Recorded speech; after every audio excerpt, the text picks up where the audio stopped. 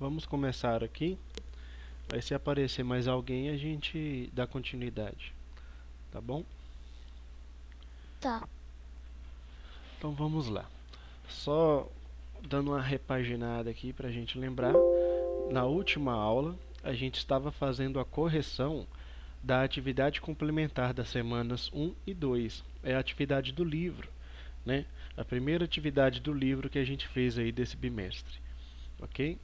Então falamos aqui principalmente sobre os temas é, do fim do feudalismo, né, e o início do mercantilismo, que é aquele processo que vai aumentar o poder dos reis, né? Só um minutinho que eu vou aceitar aqui um aluno.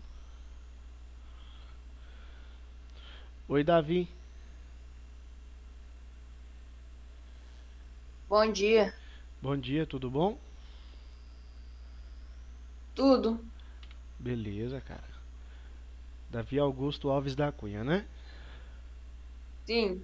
Ok, coloquei aqui sua presença. Então, continuando aqui, né, pessoal? Na última aula, a gente fazendo a correção, a gente fez algumas reflexões sobre esse tema do fim do feudalismo e o início do mercantilismo. E um dos principais tópicos, né, desse assunto é quando a gente começou a falar que durante o feudalismo, durante a Idade Média, o poder do rei não era tão grande assim, né? O rei ele tinha um poder, ele tinha uma autoridade, mas ele tinha que dividir o seu poder, dividir a sua autoridade, o seu domínio, né, com os senhores feudais, porque quem detinha os exércitos, né, quem detinha as armas, quem iriam fazer a proteção dos territórios do reino, seriam os senhores feudais, né? O rei ele dependia deles para nesse aspecto, para a proteção dos territórios, devido àqueles juramentos, né? Através daqueles juramentos que a gente explicou que era os juramentos da suzerania e vassalagem, né? Então era dessa forma durante o feudalismo, era essa configuração do feudalismo. Quando a gente chega no mercantilismo, a gente tem algumas mudanças que vão acontecendo entre o feudalismo e o mercantilismo, entre a Idade Média e a Idade Moderna. Algumas delas que a gente pode citar é a Reforma Protestante, né, que vai romper com a hegemonia da Igreja Católica no território da Europa. Alguns países eles vão se declarar protestantes, eles vão romper suas relações com a Igreja Católica, né? Um exemplo deles seria a Inglaterra, né, que vai fundar o anglicanismo. Na França também a gente vai ter um forte movimento do calvinismo. Na Alemanha a gente vai ter o luteranismo, né? Então a gente vai ver aí o movimento protestante abalando, né, o poderio, a influência da Igreja Católica dentro da Europa. A gente também tem um outro aspecto também que seria o Renascimento. O Renascimento, né, que vai começar a valorizar a figura humana, vai priorizar, né, o ser humano e colocar o ser humano como centro das atenções.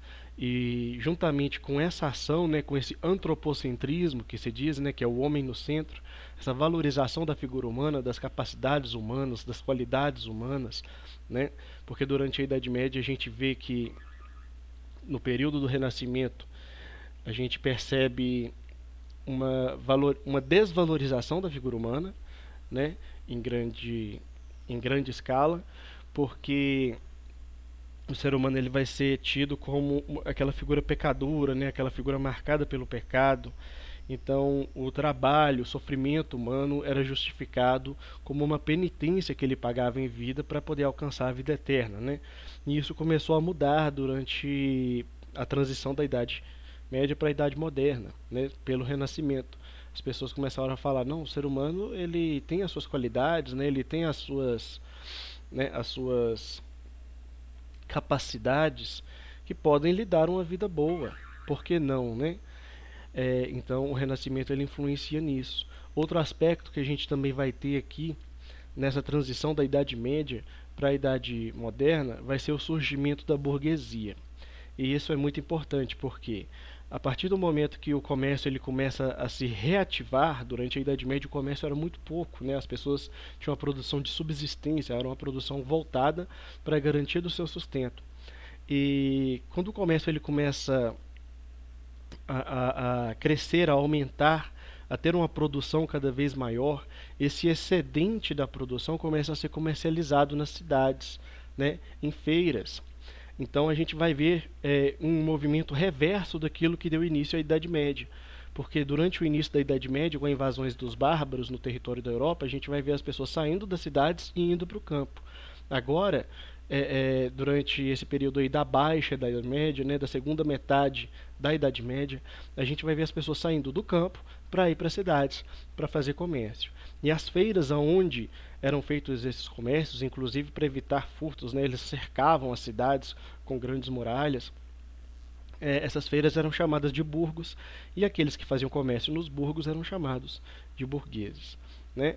O rei ele começou a se aproximar muito dessa classe burguesa, cobrando impostos, né, desses burgueses que ficavam cada vez mais ricos com o comércio. E para eles se manterem fazendo comércio, né, essa classe burguesa, para poder legitimar a sua ação comercial, eles se filiavam a uma criação das monarquias, que eram as companhias de comércio.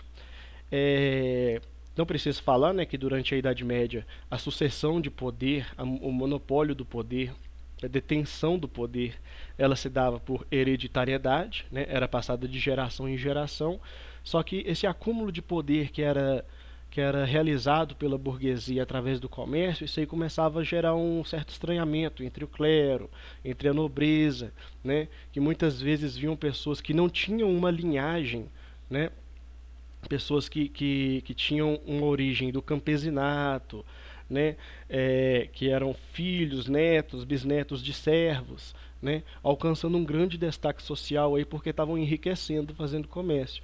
Isso aí começou a gerar um grande estranhamento. E para a burguesia poder se manter, poder legitimar o seu trabalho, ela teve que se aliar aos reis, né? E se aliando aos reis, ela pagava impostos aos reis, né? Elas entravam nessas companhias de comércio e essas companhias de comércio pagavam impostos aos reis e, por sua vez, os reis ficavam cada vez mais ricos e contratavam exércitos, pagavam, né, salários a soldados, formavam seus exércitos e fortaleciam seu poder, cresciam em poder e influência, né, dentro dos territórios europeus. Então a gente já vê essa mudança, que durante a Idade Média os reis não tinham tanto poder, eles dividiam o poder com os senhores feudais, né, com a nobreza, e na Idade Moderna, durante o período do mercantilismo, a gente vai ver reis superpoderosos, né, reis com poder absoluto nas mãos, daí vem o termo monarquias absolutistas, né, reis absolutistas, eles tinham poder absoluto, ninguém poderia questionar o poder desses reis. Inclusive, esses reis justificavam a sua autoridade com um argumento divino, né, diziam que Deus os escolhia para ser reis, né? E assim se estabeleceu o que a gente chama de mercantilismo, né? Que vai ser figurado principalmente, vai ser centrado principalmente aí na figura desses reis absolutistas. E sobre tudo isso que eu expliquei, vai vir esse tema, né? Esse texto aqui de apoio, complementando um pouco mais desse assunto, né? Então vamos lá. O protecionismo no desenvolvimento econômico. Não é nova a questão do protecionismo no pensamento econômico. Muito pelo contrário, o tema acompanha o pensamento desde o esboço das primeiras correntes. Já na literatura mercantilista, por exemplo, o protecionismo era justificado como meio de se obterem excedentes da balança comercial, em detrimento dos interesses dos demais países. Né? Então, pessoal, o que seria esse protecionismo? Seriam os reis, né, fazerem comércio priorizando, valorizando as regras da balança comercial favorável. Ou seja, eu vou vender mais do que eu compro, eu vou ganhar mais do que eu gasto. Né? Essa é a ideia da balança comercial favorável. Um dos principais fundamentos, né, do mercantilismo é essa balança comercial favorável, esse acúmulo de metais preciosos, né? Quanto mais ouro eu tenho dentro do meu país, mais rico eu sou. essa intervenção direta dos reis na economia, nas políticas, né, nas decisões, na cobrança de impostos, por exemplo, né? Então todas essas são características do mercantilismo. E uma outra característica também seria a taxação alfandegária. O que seria isso? Seria a cobrança de impostos sobre produtos importados, produtos que vêm de outros países, né? Vamos imaginar que eu moro na Inglaterra e preciso de um sapato, né? E eu sei que a França está produzindo sapatos baratos. É só uma ideia, né, pessoal? Só uma ilustração, assim, mesmo porque a Inglaterra ela liderou a Revolução Industrial. Mas o que não faltava era sapato lá, né? Mas assim, vamos lá. E eu estou precisando de um sapato e a França vende sapato. Eu vou pensar, vou comprar um sapato importado. Aí eu vou olhar o preço do sapato importado, né? Tá caríssimo. E aí eu vejo o preço do sapato nacional, o sapato produzido na Inglaterra. Tá mais barato. Quer dizer então que o produto francês é mais caro? Não exatamente. Por quê? Porque durante o mercantilismo eles colocavam impostos sobre os produtos que vinham de outros países, né? Então às vezes o produto era mais barato do que o produto nacional, mas devido a tantos impostos que são colocados em cima dele, ele acaba chegando mais caro até a população, né? Então essa é a ideia do protecionismo.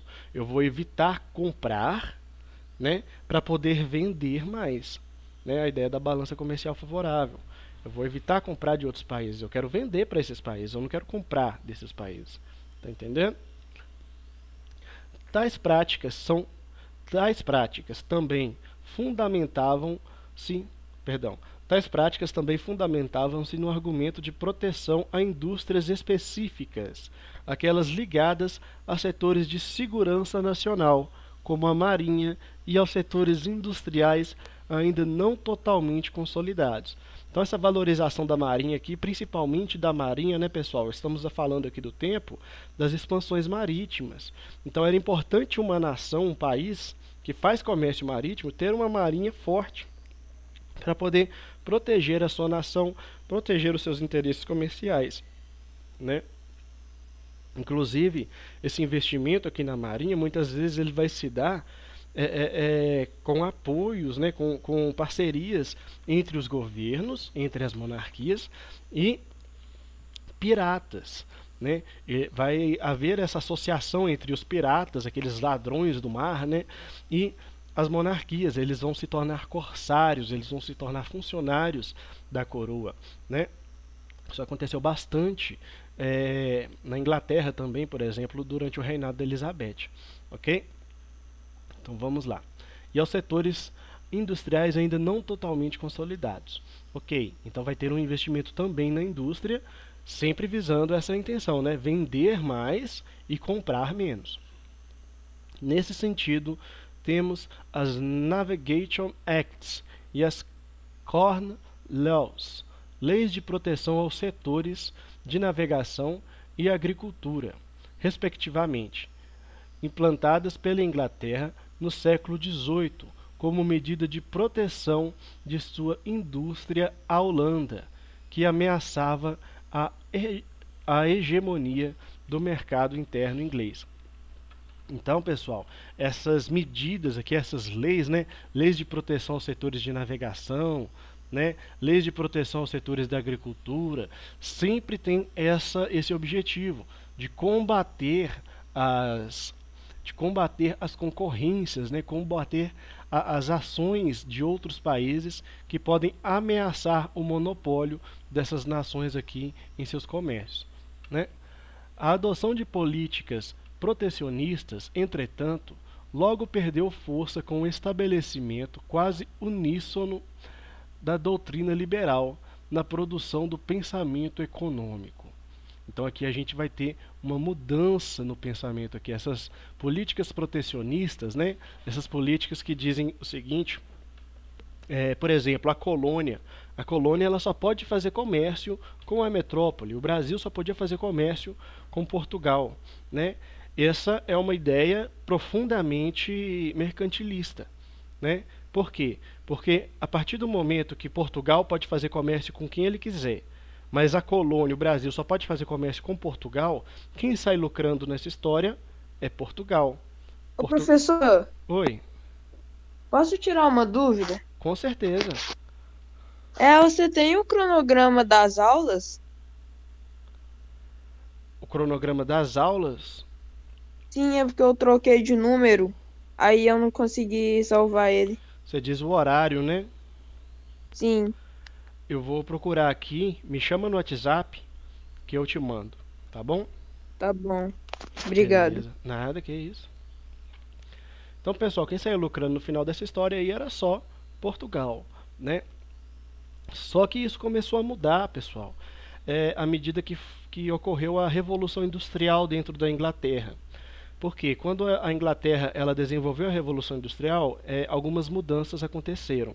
Por exemplo, o trabalho, a produção, por exemplo. Vamos imaginar que em uma manufatura, em um trabalho artesanal feito com as mãos, né? Para mim produzir um sapato, eu vou precisar de um trabalhador que vai fazer o sapato do começo ao fim.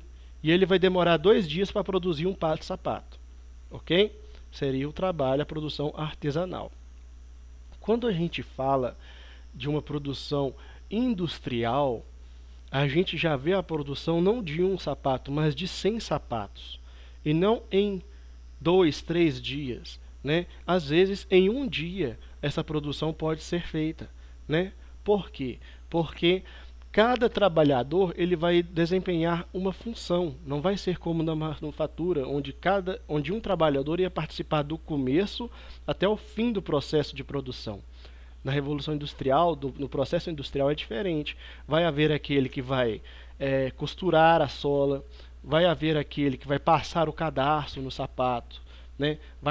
Vai haver aquele que vai fazer o acabamento nesse sapato, aquele que vai encaixotar esse sapato, né? Embalar esse sapato, e assim por diante, pessoal.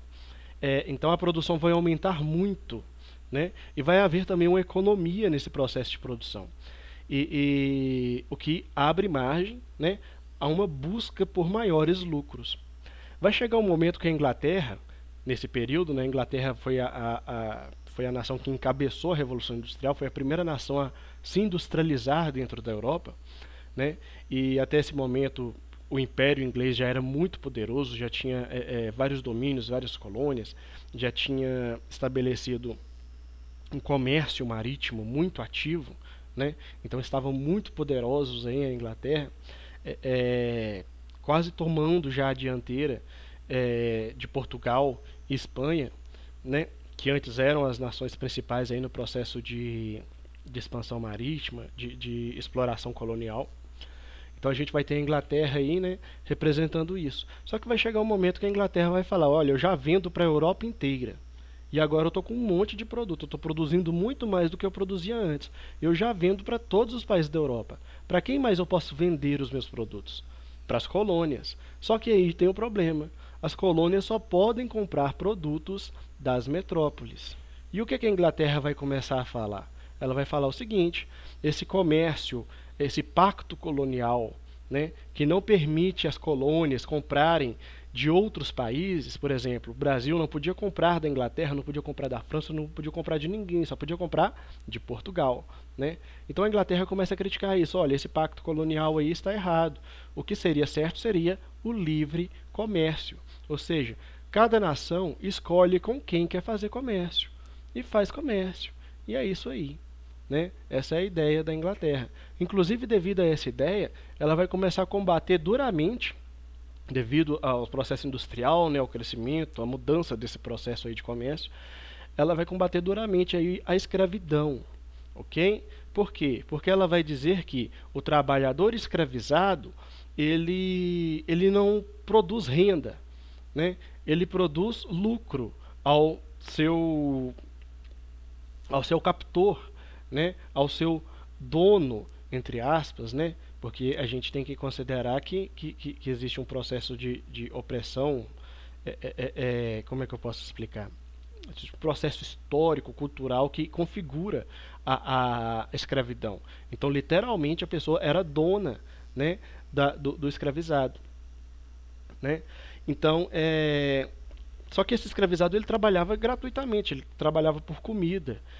E a Inglaterra tinha interesse que o escravizado ele ganhasse um salário. Por quê? Porque com salário ele poderia comprar os produtos produtos ingleses, produtos industrializados, né? E assim a Inglaterra sairia lucrando. Então a Inglaterra começou a combater duramente a escravidão, não porque ela tinha pena dos escravizados, não por uma questão de humanidade, né? Muito pelo contrário, inclusive a Inglaterra foi uma das nações que mais lucrou no processo de tráfico negreiro, né? Fazendo comércio de escravos mesmo, escravos africanos. Então, só que chegou um momento que ela percebeu que seria mais lucrativo para ela se esses escravos tivessem um salário e pudessem consumir os produtos ingleses do que manter esses escravos trabalhando nesse regime sem remuneração, né? E sem condição de poder consumir os produtos ingleses, né? Não havia uma preocupação sobre a posição social do negro dentro da sociedade. Havia uma preocupação em como que esse negro pode se tornar um consumidor. Essa é, inclusive, uma ideia muito interessante do capitalismo que a gente tem que refletir sobre o valor do ser humano dentro do capitalismo, né? O ser humano, ele tem valor dentro do capitalismo a partir do momento que ele pode consumir, a partir do momento que ele tem dinheiro, que ele representa um público consumidor. Vamos pensar aqui, por exemplo, o quanto as propagandas elas têm mudado nos últimos 10, 20 anos, né?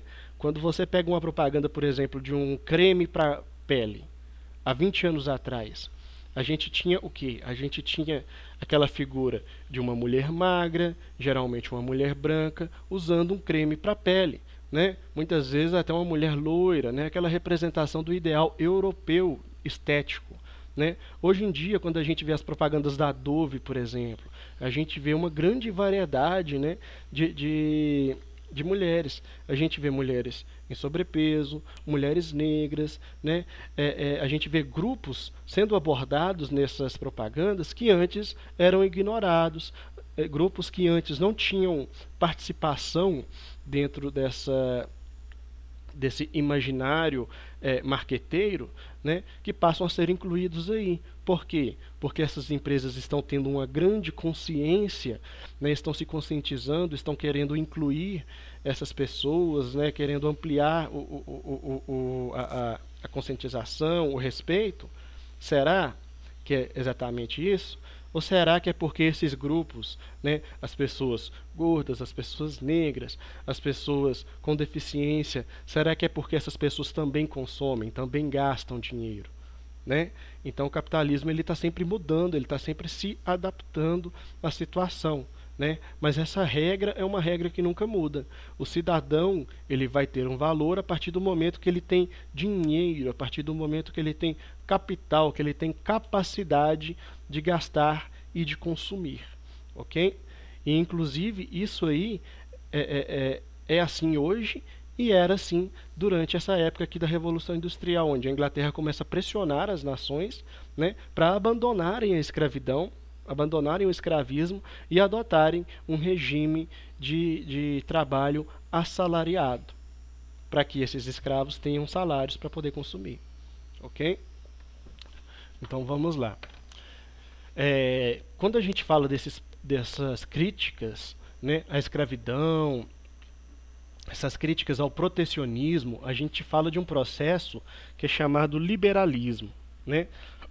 Que o liberalismo ele vai dizer basicamente que o Estado não tem que intervir na política, quer dizer, não tem que intervir na economia, né? Durante o mercantilismo a gente via que os reis eles poderiam aumentar os impostos quando eles quisessem, eles poderiam fazer literalmente o que quisessem, né? Tomar as decisões que quisessem e ninguém poderia questioná-los, pois estaria questionando o próprio Deus, né? O liberalismo ele vai questionar isso diretamente, ele vai dizer que o rei não é escolhido de Deus nada, que as pessoas elas têm direito sim de se rebelar contra um governo autoritário, né? Então essas ideias aí vão começar a ser defendidas pelo liberalismo, ok? Inclusive essa ideia aí do livre comércio também. Então vamos lá.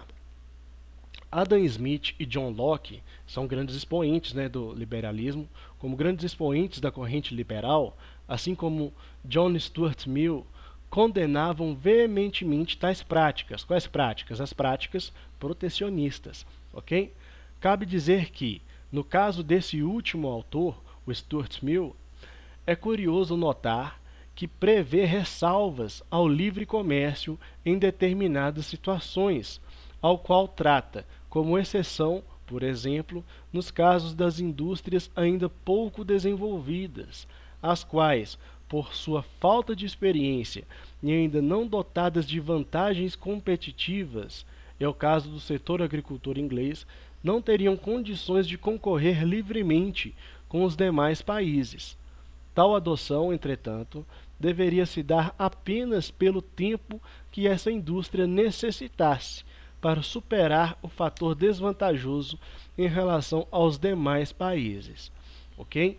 Inclusive, então, essa ideia aí do Stuart Mill, né, ela está defendendo basicamente que quando uma nação, no caso a Inglaterra, por exemplo, né, não tinha condições de produzir tanto no setor agrário quanto Portugal conseguia produzir em sua colônia aqui no Brasil, né?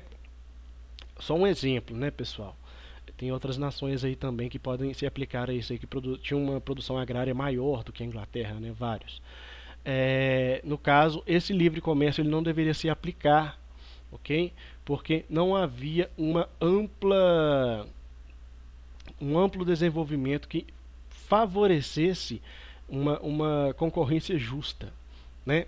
Então essa é a ideia aí. Mas no geral, pessoal, é uma defesa, né, que vem do liberalismo ao livre comércio. Essa ideia do livre comércio, de que todas as nações, independente de serem nações colônias ou nações metrópoles, né, elas têm que, não sei se nem sei se esse termo que eu estou usando é um termo correto, nações colônias, né, mas assim, todos os territórios que têm uma administração própria, eles deveriam ter direito a um livre comércio. Essa é a ideia principal assim do liberalismo, tá bom? Então, continuando aqui. E aí vem a questão do cruzando fontes. Vamos lá. O texto abaixo faz parte de uma lei inglesa de 1660. Leia-o com atenção e responda às questões a seguir. Então vamos lá, vamos ler aqui o texto, né, do Gustavo de Freitas. Vamos lá. Lei inglesa de 1660. Para o andamento dos navios e estímulo à navegação desta nação, fica estipulado que, a partir do 1º dia de dezembro de 1660, nenhum artigo ou mercadoria de qualquer espécie será importado ou exportado das nossas terras, ilhas, plantações ou territórios de propriedade de Sua Majestade, na Ásia, África ou América, ou em qualquer outro navio ou navios de qualquer tipo, mas nos navios que realmente e sem fraude pertencerem apenas ao povo da Inglaterra ou Irlanda ou domínio de Gales, ou construídos e pertencentes a qualquer das ditas terras, ilhas, plantações ou territórios, como verdadeiros proprietários, e dos quais o mestre e 3/4 dos marinheiros, pelo menos, sejam ingleses, né? Aqui a gente vê um texto que claramente defende um aspecto do monopólio do comércio dentro do contexto aqui mercantil, ok? Então vamos avançando aqui. E aqui vem a segunda fonte. Olha, pessoal, a gente tem a imagem da rainha Elizabeth I, acompanhada por cavaleiros e damas da corte. Ela é carregada no palácio de Winterhall, principal residência dos reis ingleses em Londres, entre 1530 e 1698. Né? Essa é uma pintura atribuída a Robert Pike, né? De 1580. Então aqui a gente tem a figura, né, da rainha sendo carregada, sendo levada por nobres, né, por cavaleiros e por damas. A gente vê alguns clérigos ali também, né? Esses clérigos aí não eram clérigos da Igreja Católica, tá bom? Eram clérigos da Igreja Anglicana, provavelmente, né? porque a Rainha Elizabeth ela era uma defensora do protestantismo, mas enfim, a questão não é essa. A questão é a figura da rainha sendo levada, né, por esses nobres aí, por essa alta sociedade. Vejam que ela está acima de todos os outros, ok? E aí vem a questão.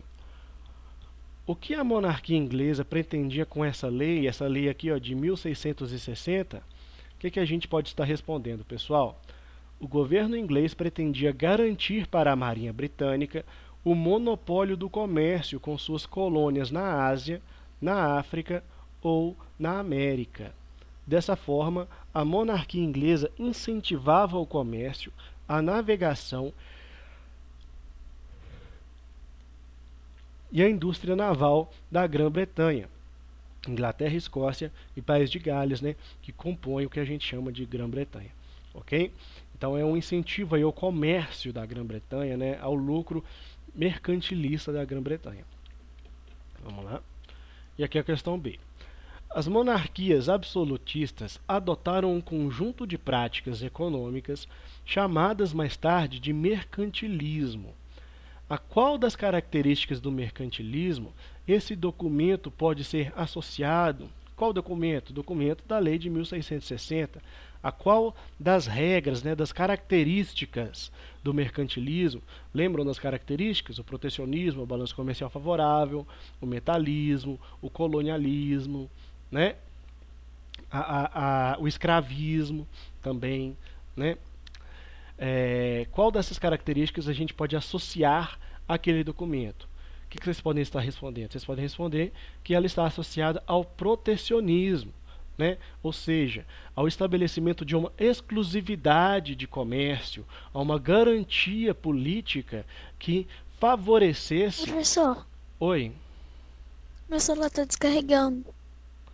você não consegue Eu vou ter que sair. Você não consegue conectar ele no carregador aí, não? Não. Uai, então depois você assiste a aula lá no canal do YouTube. Mas eu vou continuar com a minha presença? Vai continuar com sua presença. Mas aí o resto a aula vai continuar. Você pega o resto da aula depois lá no canal, se você não puder continuar. Tá. Então, beleza. Então, protecionismo, né, pessoal, seria a marca principal aí, ó, desse contexto. Ok?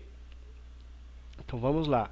Vale comentar também que com essa lei, a lei de 1660, a monarquia inglesa buscava vencer a Holanda na competição pelo domínio comercial dos mares, porque a Holanda ela vinha se fortalecendo cada vez mais, né, nesse comércio marítimo, e isso aí estava gerando uma forte concorrência com a Inglaterra. Então essas leis aqui, né, as leis de 1660, elas buscavam principalmente combater aí essa concorrência da Holanda contra o comércio inglês marítimo, né? Por isso se diz que é protecionismo, ela está se protegendo, ela está se resguardando da ação dessa concorrência holandesa. E aqui a letra C, que a afirmação do texto da lei indica que ela foi aprovada na época do absolutismo real. Que a afirmação do texto da lei indica que ela foi aprovada na época do absolutismo real, né? Qual parte aqui desse texto diz que garante, né, que ela foi aprovada durante esse período em que a Inglaterra era governada por um rei, né, por uma rainha, aqui no caso, por uma monarquia voltada 100%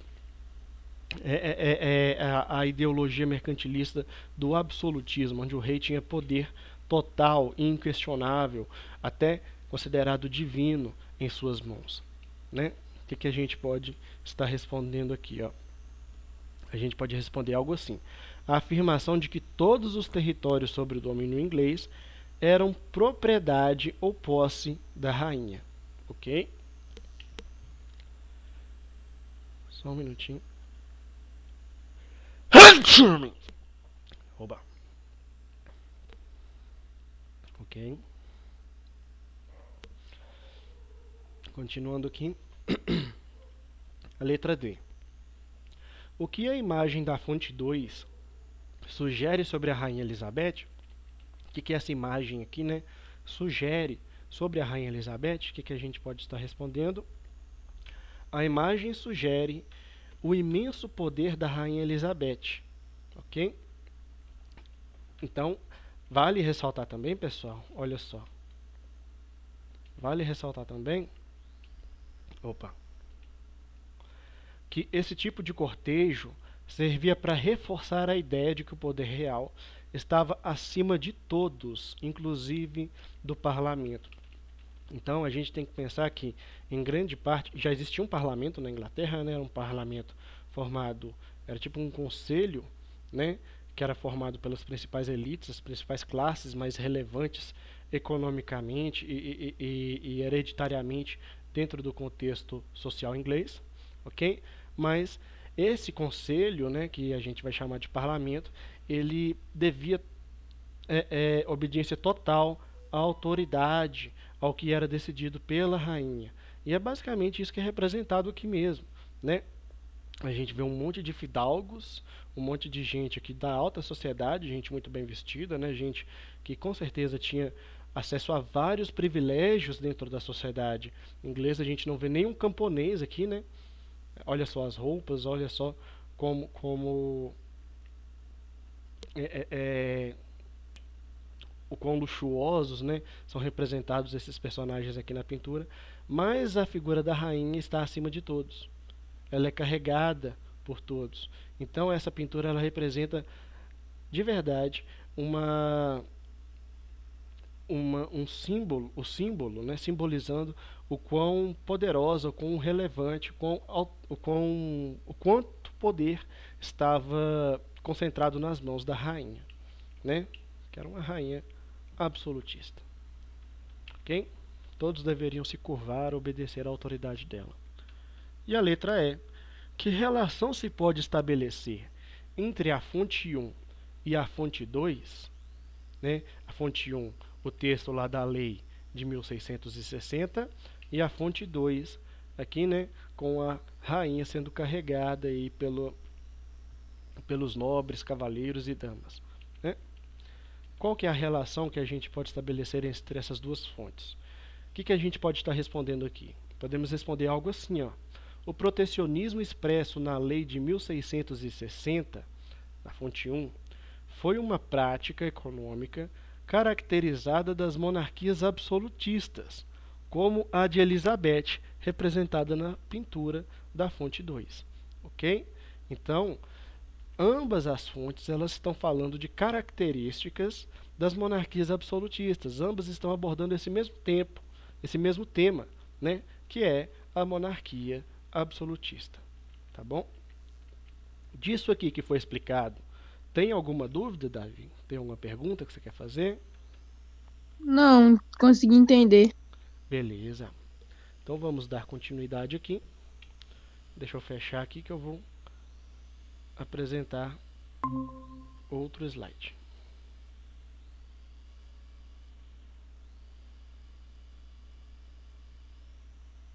Só um minutinho. Estou abrindo aqui. Então nós fizemos a correção da atividade da semana, da atividade complementar das semanas 1 e 2. E agora a gente vai abordar aqui os temas da semana 3 do PET 2, ok? Com esse assunto aqui, ó, a chegada dos portugueses ao Brasil, tá bom? Então vamos avançar aqui. Recomendo que vocês sigam o meu canal no YouTube, tá bom? Professor Edivaldo História. Todas as nossas aulas são postadas lá.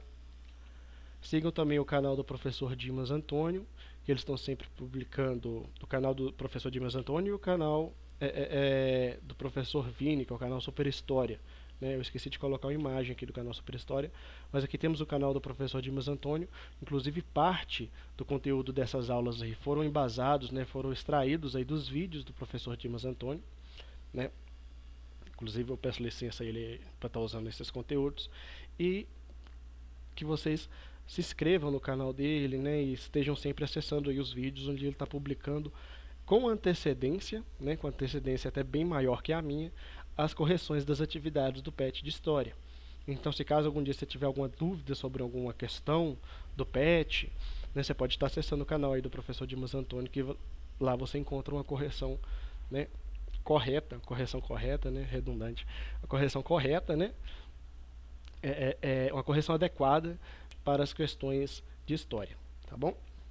Então vamos lá. Dentro dessa questão aqui, desse tema que a gente fala sobre a chegada dos portugueses à América, né, a gente tem uma problemática, que é o seguinte. Na Europa, durante a Idade Média, principalmente durante a segunda metade da Idade Média, a gente vai ver o surgimento de um comércio, não bem o surgimento, mas o fortalecimento de um comércio com as Índias, né, com o Oriente, onde eram comercializadas especiarias. E o que eram essas especiarias? Eram temperos, basicamente, né? Cravo, canela, noz moscada, açafrão, né? Uma série de outros temperos, né, que a gente pode citar, pimenta do reino, né, que eram comercializados aí nessa rota entre a Europa e a Índia. Você está conseguindo ver aí, Davi, o mapa? Sim.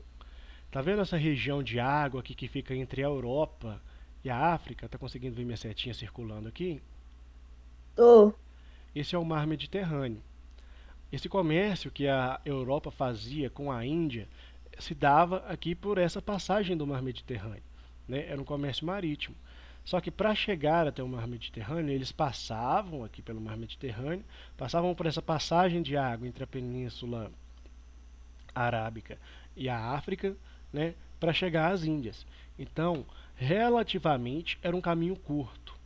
Só que ocorreu um evento aqui, ó, onde os muçulmanos, né, os turcos, saíram aqui do norte da África e invadiram o território do que antes era o Império Bizantino, né, que era um império cristão que foi dominado por esses povos islâmicos, né, e se estabeleceu um reino islâmico aqui, ó, dentro do que antes era o Império Bizantino, com a invasão de Constantinopla, que inclusive é o marco que fecha a Idade Média. E aí gerou o seguinte problema, porque os povos cristãos da Europa não conseguiam mais usar esse caminho para chegar até as Índias, ok? Por quê? Porque quando eles chegavam aqui, os islâmicos não permitiam a passagem de seus navios. Eles queriam monopolizar essa passagem aqui, né? Ou seja, era uma passagem muito lucrativa, né? Muitas riquezas passavam por esse caminho aqui. Então, os islâmicos não permitiram mais a continuidade desse comércio. Então, chegou o seguinte problema: como que a Europa vai conseguir manter esse comércio de especiarias? Porque era impensável cessar com esse comércio. As pessoas estavam conseguindo grandes lucros, né, com o comércio de especiarias. Então, como chegar até as Índias, né? Por aqui não dá mais. Qual que é o caminho que eles vão procurar? Então vão surgir duas possibilidades. A primeira ideia é contornar a África.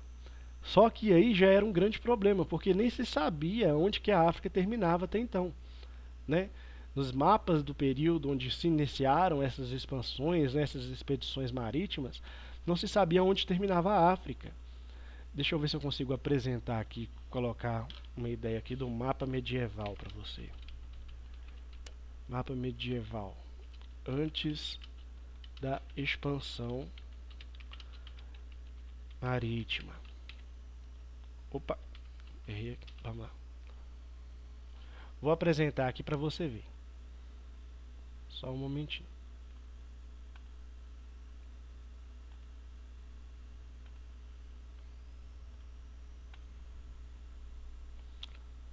Tá conseguindo ver aí? A minha guia?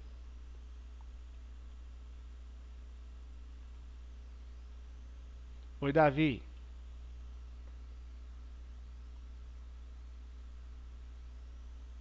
Oi, Davi, você tá aí? Oi. Tá conseguindo? Desculpa, foi porque eu tinha ido no banheiro. Tudo bem. Você tá conseguindo ver minha guia aí? Tô. Então eu estava explicando aqui, Davi, que a visão dos europeus do mundo era algo assim. Eles sabiam que existia a Europa, sabiam que existia a Ásia e sabia que existia a África abaixo. Mas eles não tinham noção aonde que terminava a África. Né? Deixa eu ver se eu consigo abrir essa imagem, uma nova guia aqui para a gente enxergar melhor. Né? Então existia a Europa, existia a Ásia, existia a África, mas onde é que terminava a África? Né? E eles tinham que chegar até as Índias aqui, ó, tinham que manter esse comércio com as Índias.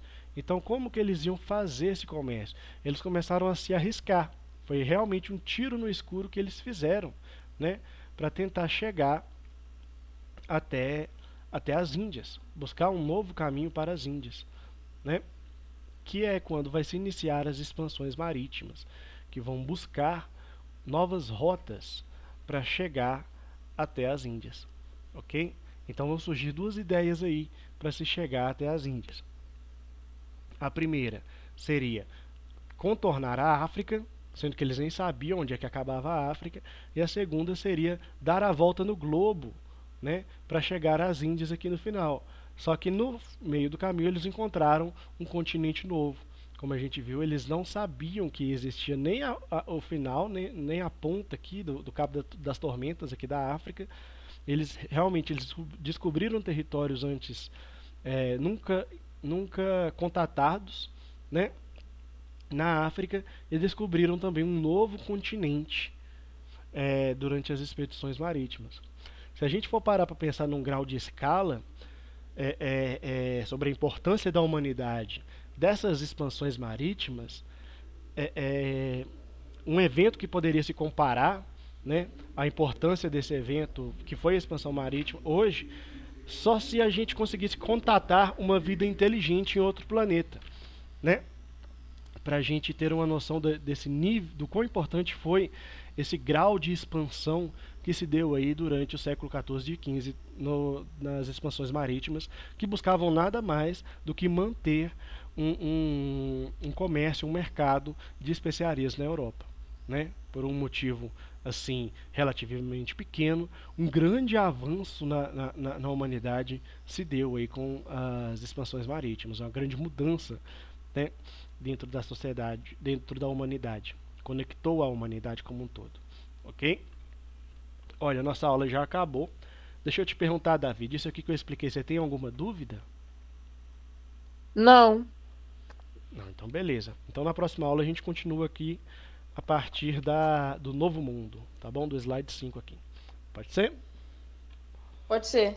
Então beleza, Davi, obrigado e até a próxima. Tchau, obrigado pela aula. Valeu, tchau, tchau.